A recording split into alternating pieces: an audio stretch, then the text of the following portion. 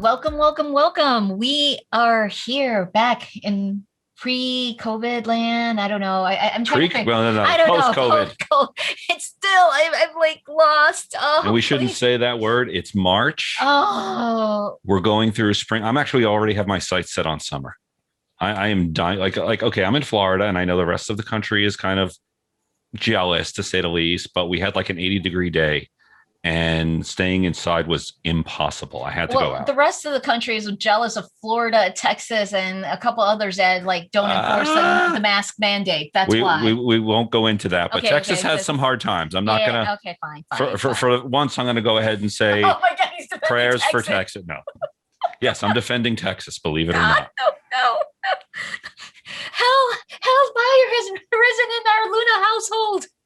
Well, we usually make fun of Texas because they have the strangest sex laws. Dildo Diaries on YouTube. Go check it out. Very funny. Really seeing the true side of Ted Cruz.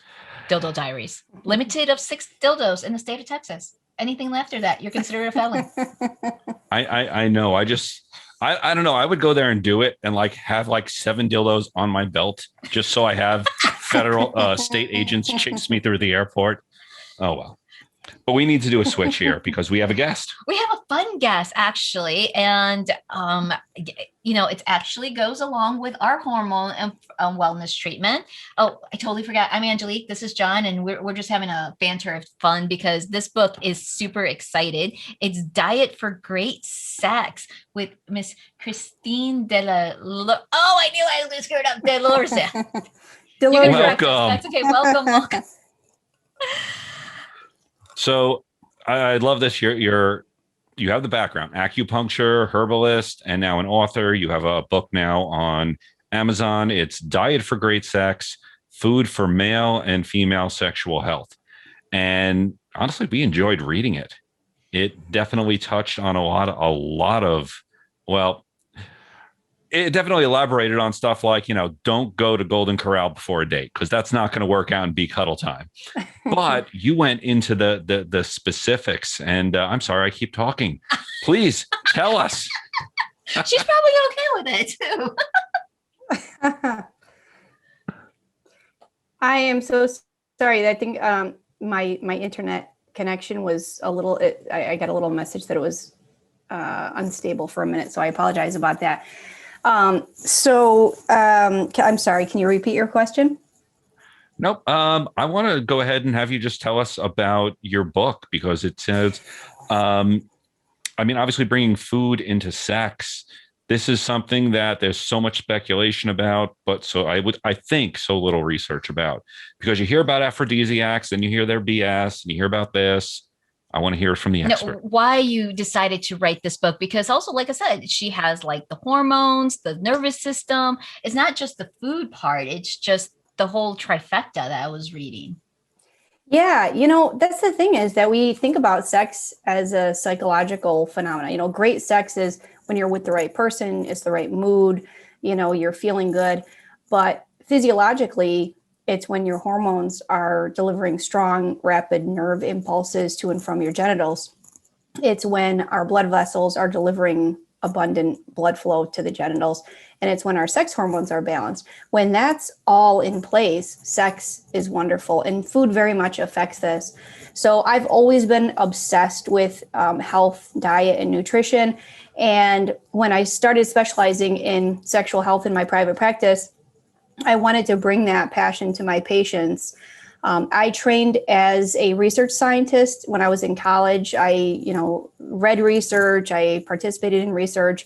And so I decided to take a look at the medical and nutritional research out there to see, what was out there. Is there any evidence to show, what should we be eating, and how much does this affect sex? I was blown away by how much research exists in this arena, both to directly, point us in the right direction and indirectly to point us in the right direction. So there's I reviewed tons and tons of clinical and epidemiological studies on diet and, just in order to show how we can eat to have the strongest nerve impulses, how we can eat to nourish our blood vessels and optimize, vascular function to and from the genitals. Most people know that guys need adequate blood flow. We all know that, but most people don't know that women, the female anatomy, we need adequate blood flow as well. Our pleasure, our sexual function, our arousal response is all dependent on blood flow. And females who have better blood flow have more pleasure, according to research. So we can affect that with what we eat, both in the short term and the long run. Even one meal, they've done studies, one meal will affect how well your blood vessels are functioning. It'll affect how elastic they are. It will affect how dilated they are. It affects a lot of things. If you eat a really high salt meal, for example, within 30 minutes, your blood vessels will be measurably stiffer. And that means less blood flow, and that means less pleasure. That's why we have our McDonald's after the sex, not before. Yes. Well, yes. Makes you think twice before going for those frozen meals, because I know they're always hugely high in sodium. Oh my goodness. And they're high in fat. They're high in all the good stuff. They're high in fat, they're high in sugar, they're high in sodium. And that's why they taste so darn good, Yeah, but when the pleasure is always so short-lived, because what tastes good always has its revenge at some point. And revenge. I'm not quite that bad. But I'm willing to sacrifice some flavor for better sex. You know what, though? That's the thing, is that why do we even seek out these high fat, high salt, high sugar meals? It's to boost our dopamine. That's what every human being seeks out. We seek to get this dopamine rush. And you know what? We can get it from sex. We can get it from better sex. So you just, delay gratification a little bit, and you get it in an even better way. See, that just backs up our theory of more a fitter you through sex and arousal. Yes, yes, exactly. We're not talking about Wank Watchers today. No, we're moving on from that one.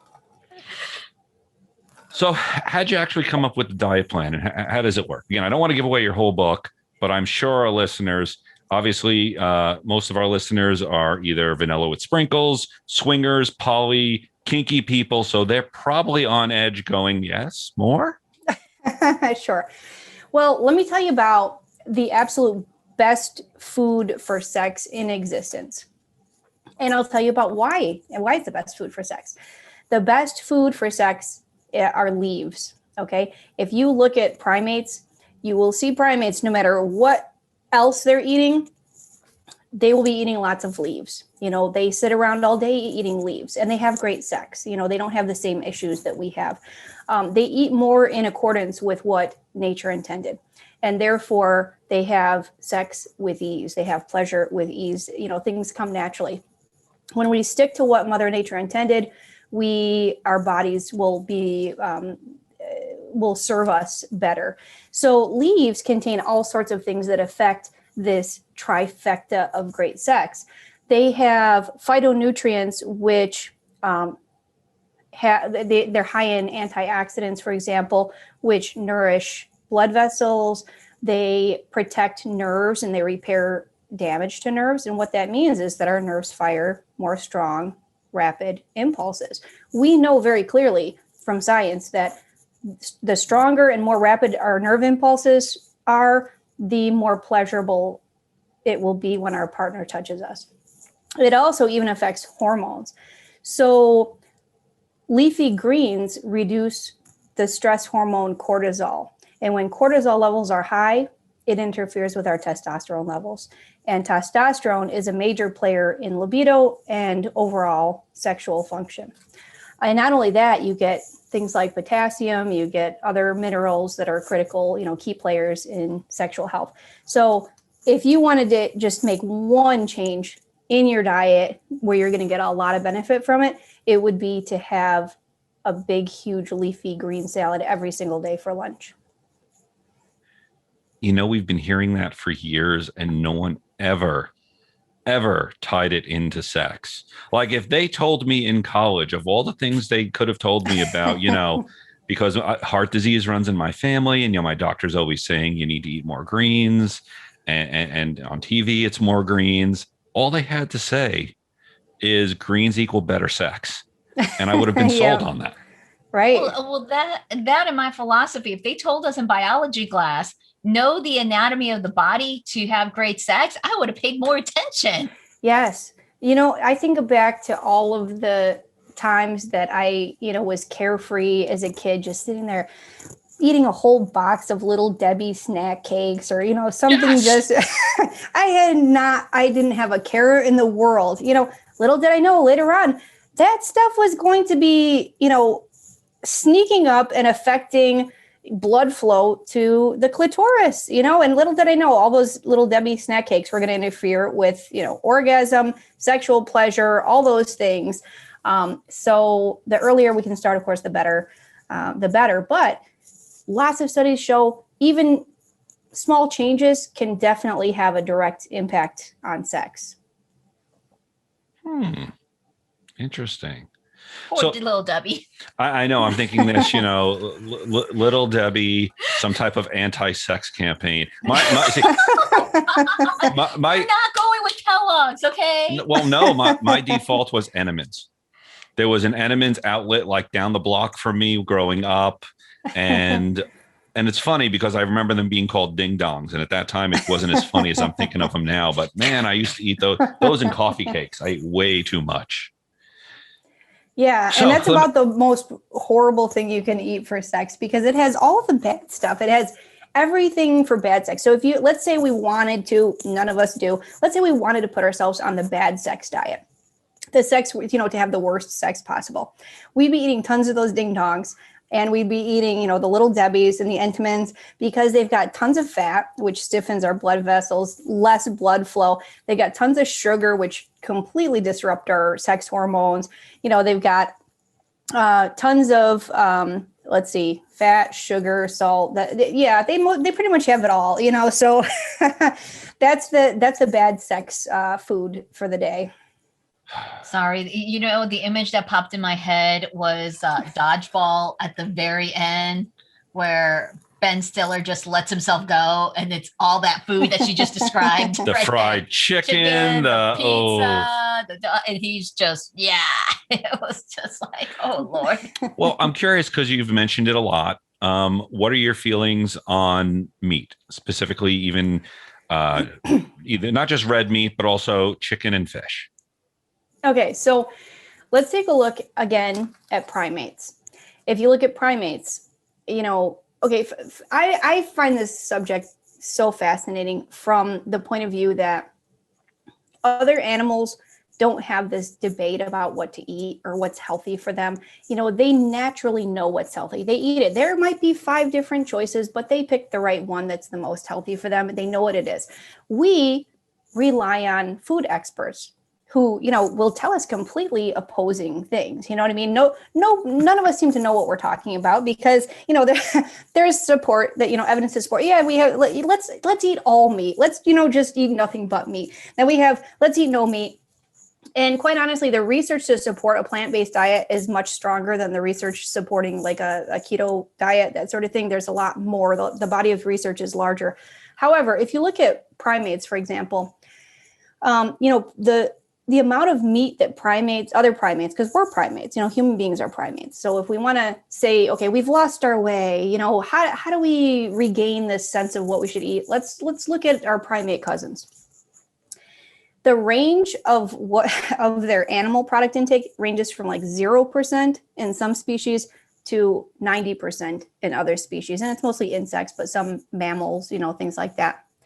If you look at zoos, for example, zoos typically feed their primates, depending on the zoo and depending on the primate, they might feed them, a lot of times they'll feed them a completely vegetarian diet.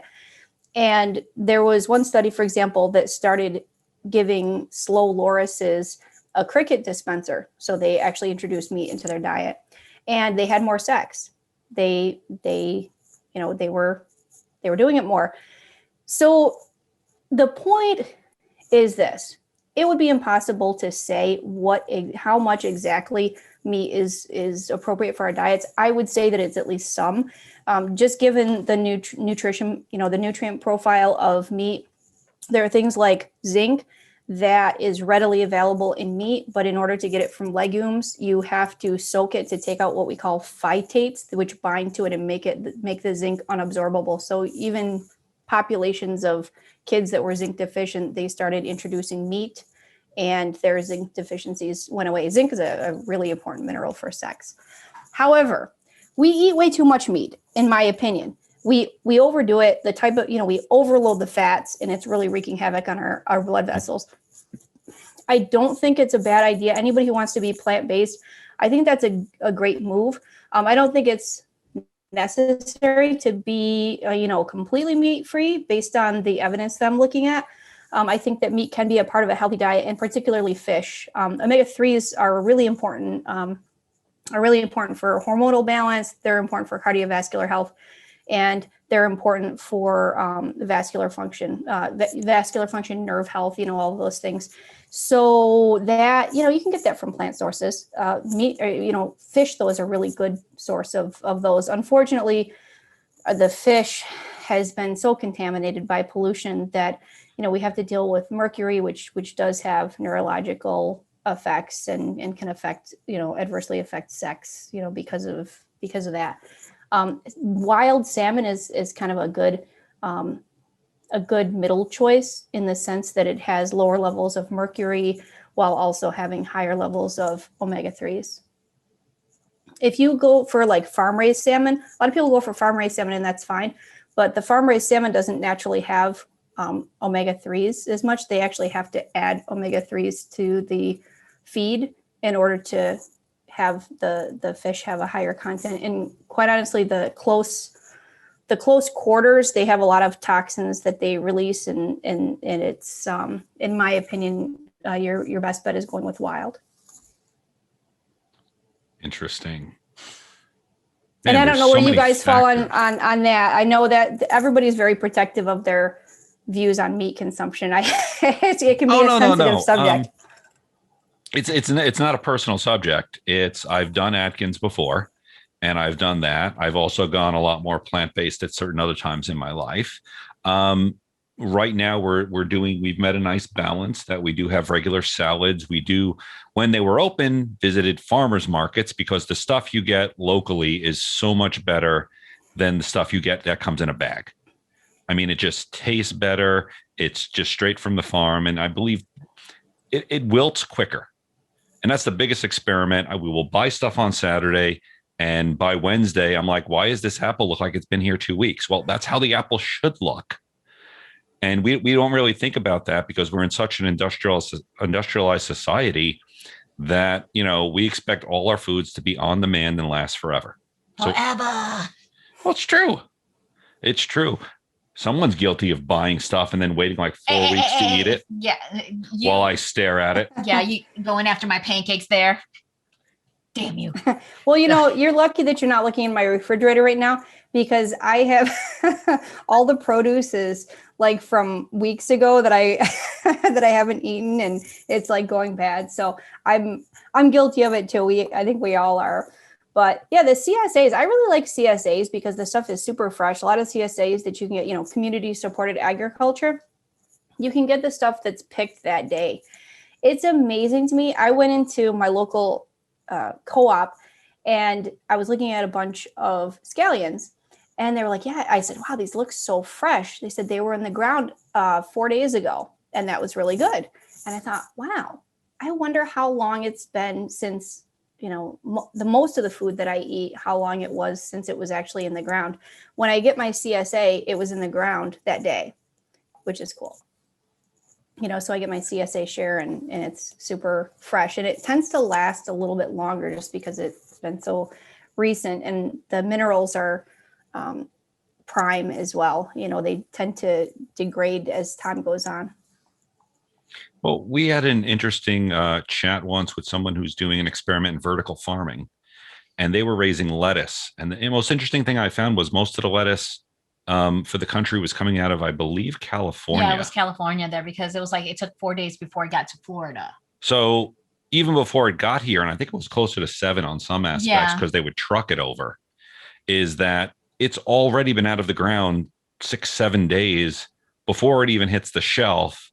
and then we got to eat it. So obviously they're pushing to make it last longer and longer. And what they're doing to make that longer and longer isn't natural. Nope. Yeah. Yeah, I totally agree. I noticed that I was kind of wondering what was going on when I had this pint of berries that lasted like, I think 9 or 10 days in my fridge. And I'm like, wait a minute, that's never happened before. These usually are good for like 2 days. I'm like, what are they doing to keep this so fresh? I'm not sure I like this, you know? Okay, well, I do want to touch on going back to the book as we were going through it. It was written very tongue-in-cheek, which I liked.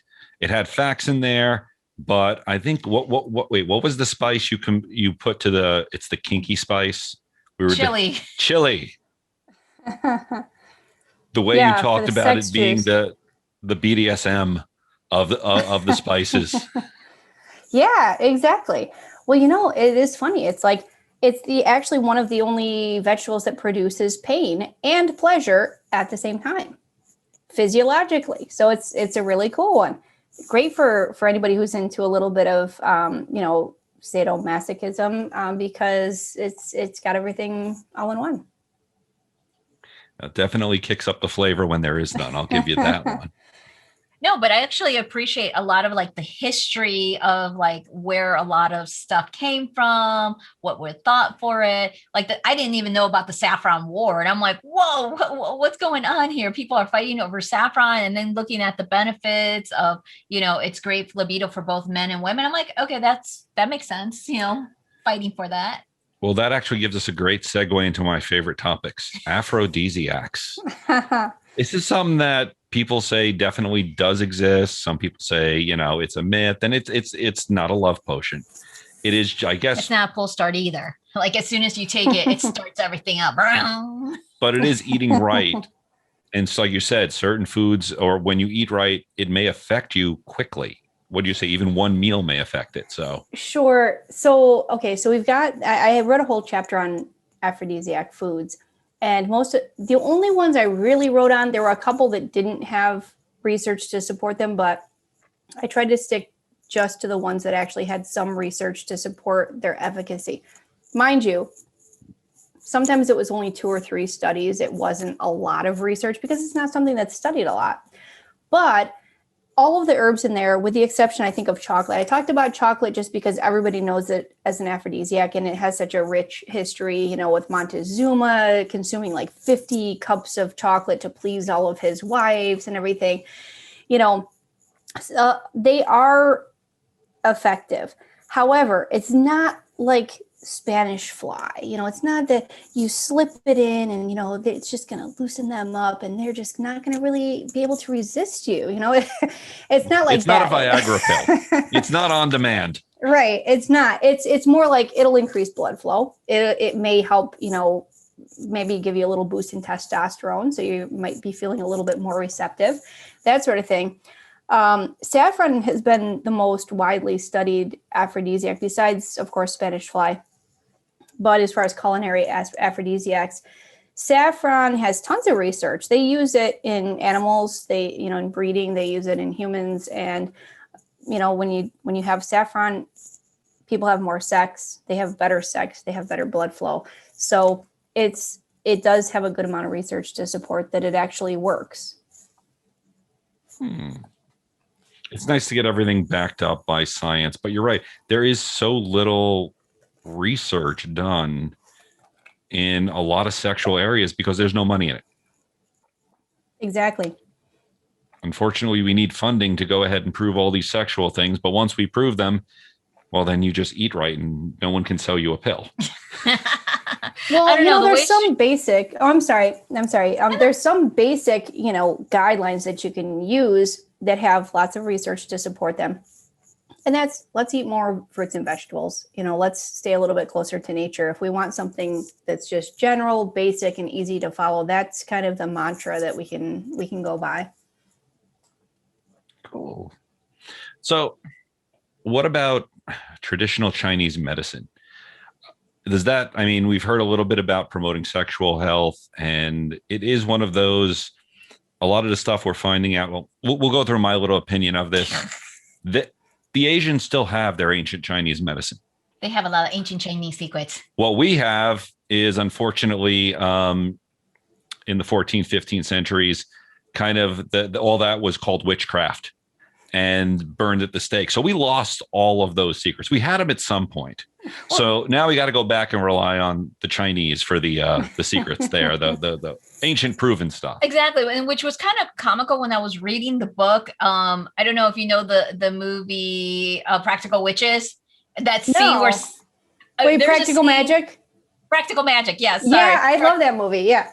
Yeah, the Sandra Bullock, like she's in the herbal shop making all this stuff for the guy to help. And I'm like, that's the scene that I was seeing while I was reading the book. Oh my God, it's exactly like that. You know, that's like, this is what you need to do. And this is where you apply it. I'm like, yeah.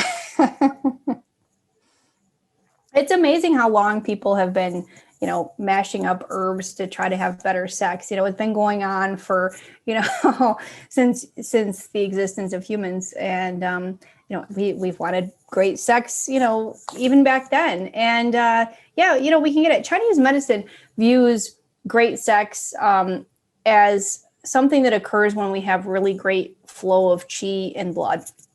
Qi is one of those things that's like this slippery concept that we don't really use around here. We don't really use the term. We know about blood. We know about, you know, body fluids, but the concept of qi moving through our body is not something that we can wrap our heads around a lot.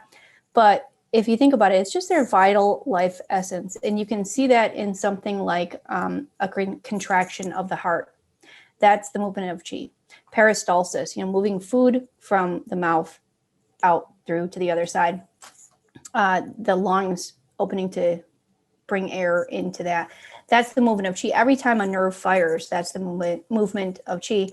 And so when we have qi that is abundant and blood that is abundant and it's unblocked, we have great sex.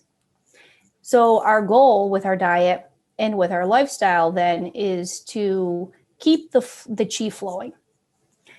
And, you know, that's easy to see. And that corresponds very nicely to biological medicine as well. You know, we want to nourish our nerves so that our nerves are firing nicely, and we want to keep our blood flowing. That's really the first time I've heard about nerves not firing, or not. You said not firing quick. It's not something you hear a lot outside, I'm assuming, of the medical community. You hear a lot about digestion. I hear a lot about blood flow, but the interesting that your diet can affect the way your nerves fire. That's like the first time I've heard of that. You can see that, you know, on a more extreme level with type 2 diabetes, for example. That, you know, we all know that it's called diabetic neuropathy. It's when our nerves, you know, because of nerve damage, nerves either fire when they shouldn't be, or they're not firing very quickly, they're not firing very strongly. And we know that occurs with type 2 diabetes, and that they also tend to have sexual side effects of that. We also know that when we add antioxidants to their diets, that they have better sex. What do you because I'm a type 2 diabetic now? You're like thinking, yeah, I'm poking at you. Exactly. And here I was like, hey, we should give him. I should give John more some Damia. How do you pronounce that? I don't know how to pronounce that. Damiana. Yeah. Damiana. Yes, because he's like he has anxiety and help with his sexual. I'm like, okay, I'm gonna put that more in his diet. So trying to alleviate the anxiety part. Yeah, no, I was already plotting some things here with your book. Well, I like the way it goes through. It's definitely splits up into different spices and herbs and, you know, what they all do sort of, as well as, again, the history and the cheekiness of it. I'm enjoying of that humor of it. So yeah, how Marquis de Sade almost killed all his prostitutes in an orgy with Spanish fly. I was like, what? I never knew. You know, Spanish fly is one of those things I heard about in like grammar school, like third grade, when you barely knew what sex was. Yeah. You went to 12 years to all boys Catholic school. So no, 12 years of Catholic school, 4 years of all boys high school. I wasn't yeah, we'll move on from that one. That's why they taught you about the Spanish fly, because it was in the Bible for something bad.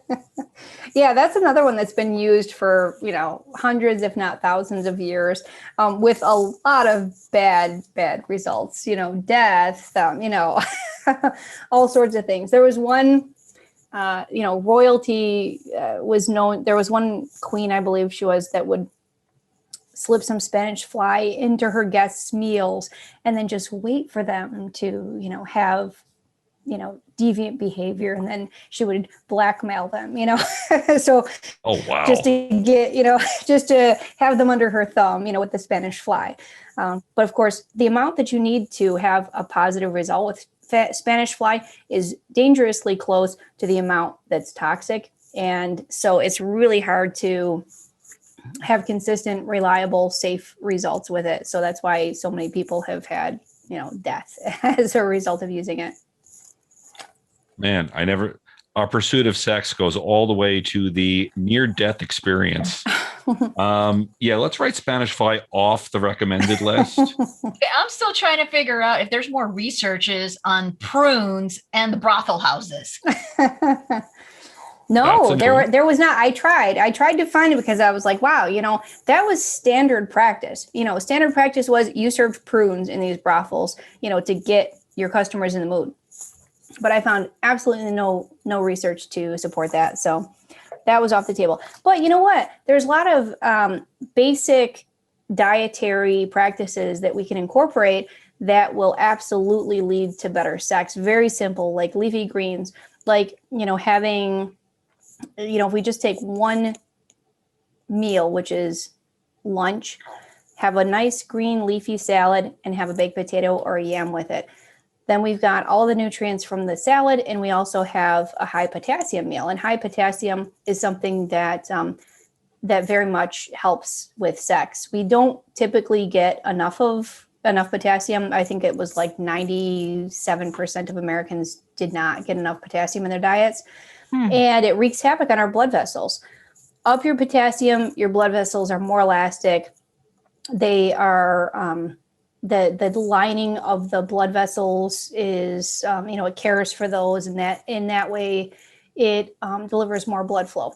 So the thing about humans is that in history, we used to have about 10 times as much potassium in our diets as sodium. Now it's just the opposite. We take in about 10 times as much sodium as potassium in our diets.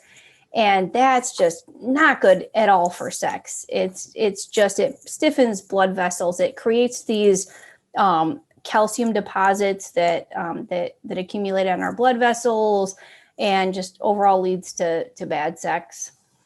Well, beyond that, I got to ask, is that also a Charlie horse? Because I know every time I get a Charlie horse, I'm told to eat a banana because of the potassium.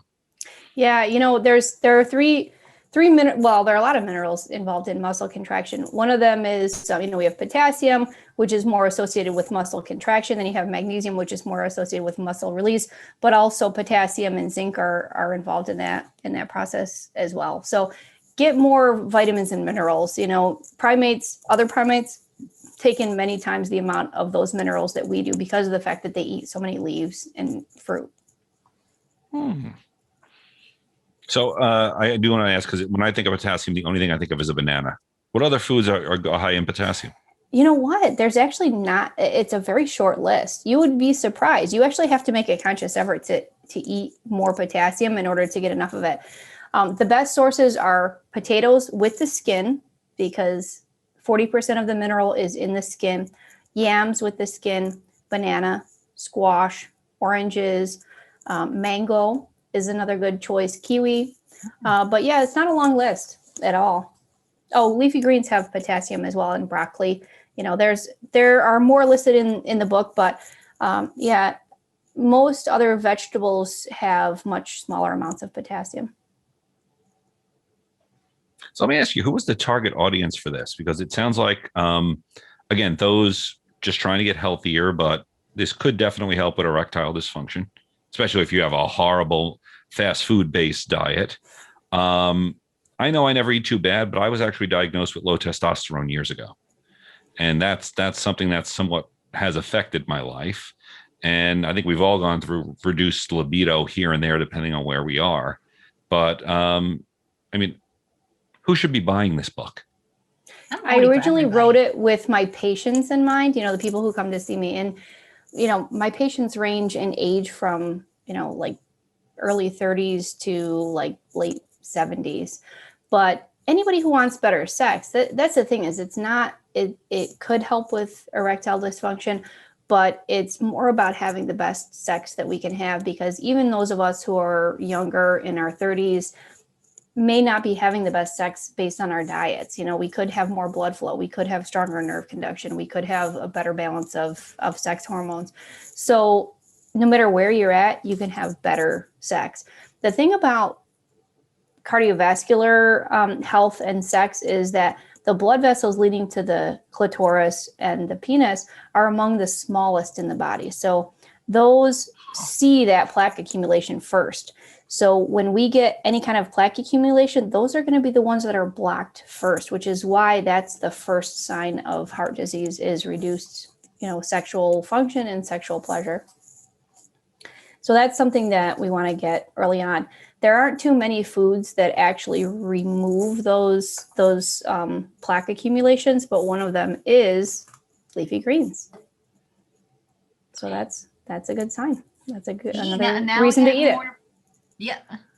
I don't know. I think that's nature's playing a bad game with us. That the smallest blood vessels are the ones that go to our genitals. That I'm calling foul on that one. That sounds like a design flaw. It is a design flaw, because we're teaching what arouses it. Now we have to add to the teachings. Eat more leafy greens. You want more sex. You want more things. We have pumps. I mean, he has a penis pump. I have a vulva pump. So to that way to bring it, but eating leafy greens, you just kind of use it along. But people have to understand, this diet is not like a pull start either, that as soon as I take it, my libido and everything's going to go skyrocketing. I'm like, no, it takes time, because, you got to detox, because you do suggest a little bit of fasting there. You got to get rid of that plaque in those small little veins. Damn it. I know, but to just be mindful, and more does not mean good, because I was reading some of it. It's ooh, you're going to try to kill someone like that. Yeah. Sometimes we think, if a little of something's good, a lot is better. And it's not necessarily the case, especially with fasting. A nice 24-hour fast once a week is great. Let's say your fasting day is Thursday, you stop eating after dinner Wednesday, and then you don't eat until dinner Thursday. That way, you really just have to skip breakfast and lunch. You get a nice cleanse to your body. You help reset your hormones, and it really does help to balance sex hormones and offer a lot of other benefits as well to sex. We've been practicing fasting going on about a year now. Yeah. And we will intermittently do it. I know breakfast, I used to get up and that was the first thing I did was put something in my mouth. And now I'm a huge fan of breakfast. So I've replaced lunch with breakfast somewhere around noon or 1 o'clock. And then I try to go ahead and get all my eating done by 8 p.m. So get it in that 8-hour period. So I'm left with 16 hours of letting my body finish with that food and again, have its time to readjust itself. And it's done wonders. I will say, both weight wise and energy wise, libido wise, stamina, the whole 9 yards. We've seen such a dramatic effect on it that we're just okay, there is some science to this. This does make sense, not just people saying, oh, this is great for weight loss. And then it's no, you have to see the overall picture. What else are you benefiting from? Yeah, there's lots of research on fasting and how many different aspects of health it benefits. Another one is just appetite.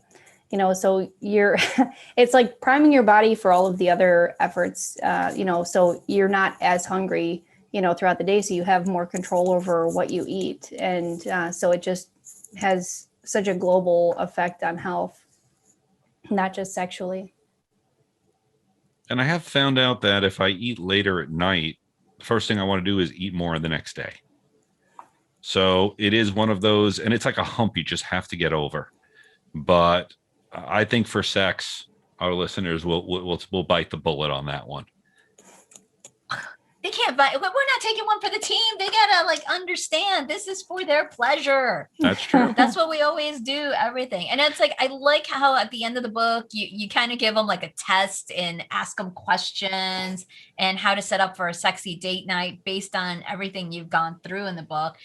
Because sometimes people need to think more than just what they read, because one thing we've noticed, it's like as children we have great imagination, but once we become an adult we completely lose it, that we don't have an imagination. It's like you got to think back, to the fun, curious, what do we want to do, what do we want to explore, and giving them tips and tricks at the end of the book, as well as these diet recipes and like a planning menu that they should. It's great advice.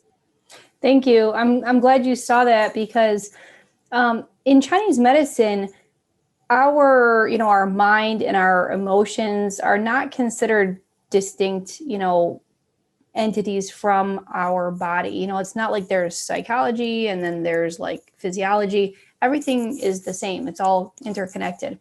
And so I wanted to devote a chapter just to the more relationship and emotional aspect of great sex. We can treat our bodies really nicely. We can, help our nerves to fire more rapid impulses.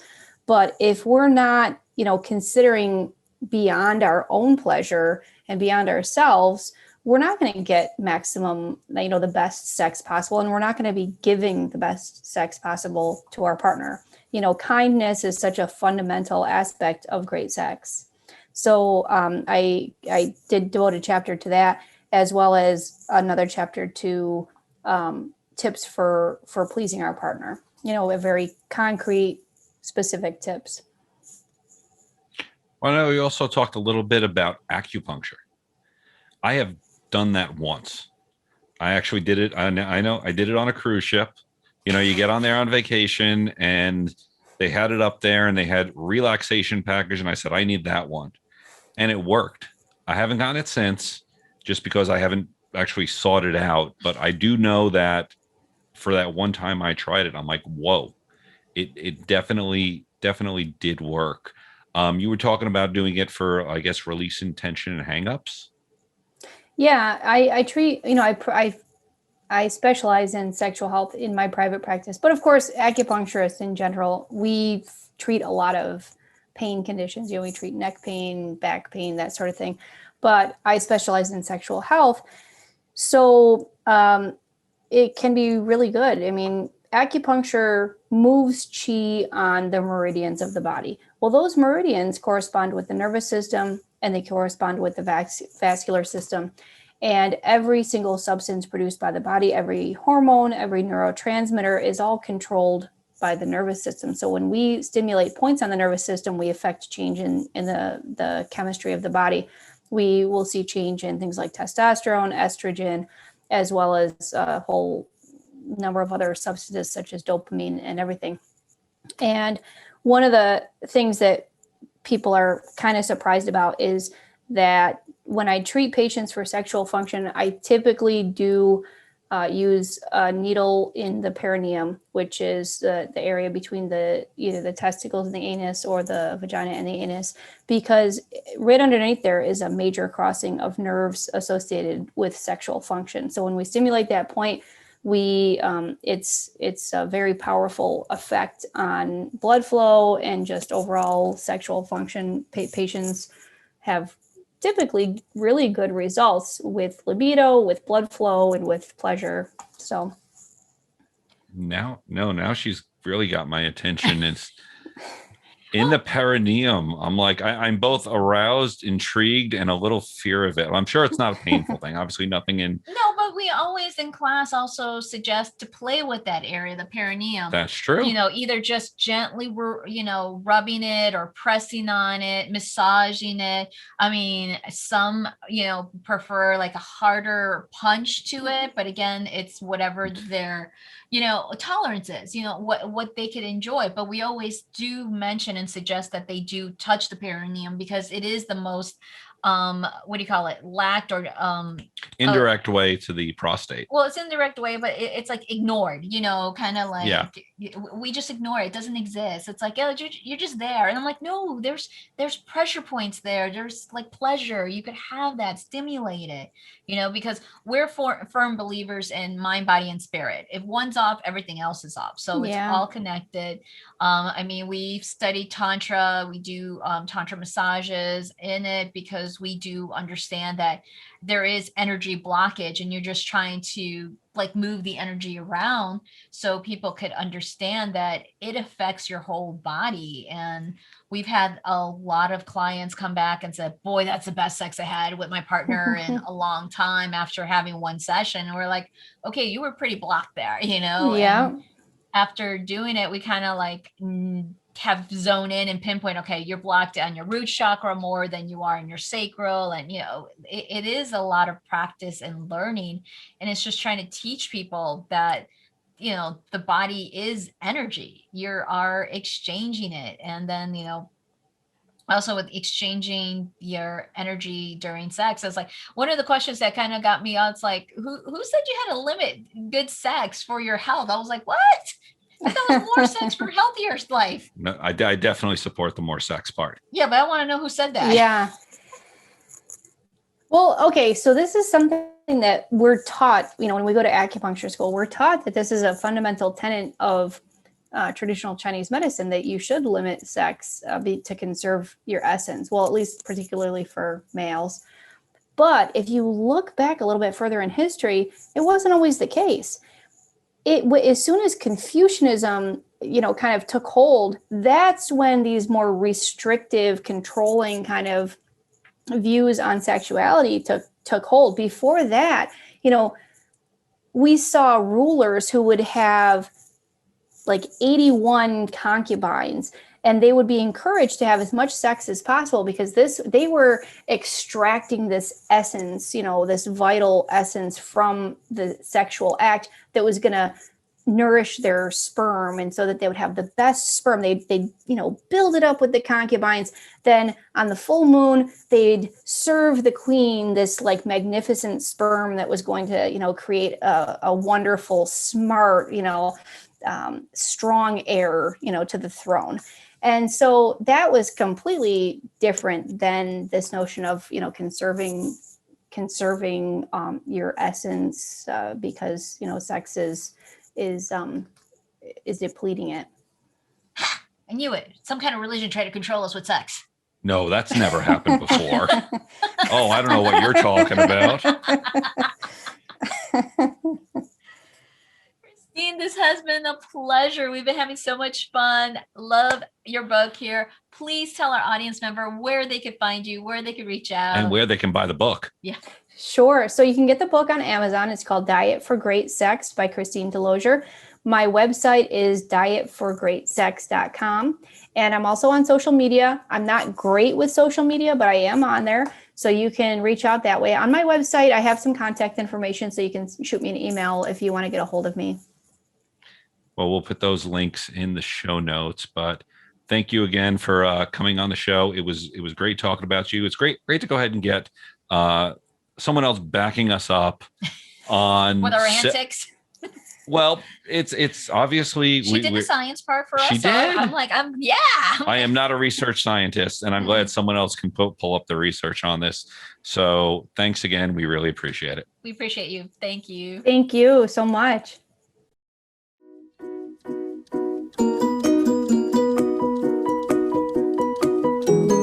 Hey, John. Hey, sweetie, what's up? I need to run to the store and get some new toys. You broke your toy again, didn't you? I must not admit into that right now, but yes. Well, let's go down to Fairvilla. They have a very well-trained staff that can help us select a new toy and even help you out with those Bluetooth Wi-Fi issues you sometimes have. Oh, well, that's all your department. You're the techie.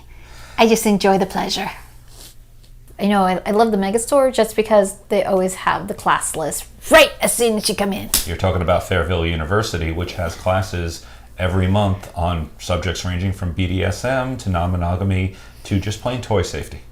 Yeah. Fairvilla, for pleasure, fun, and fantasy.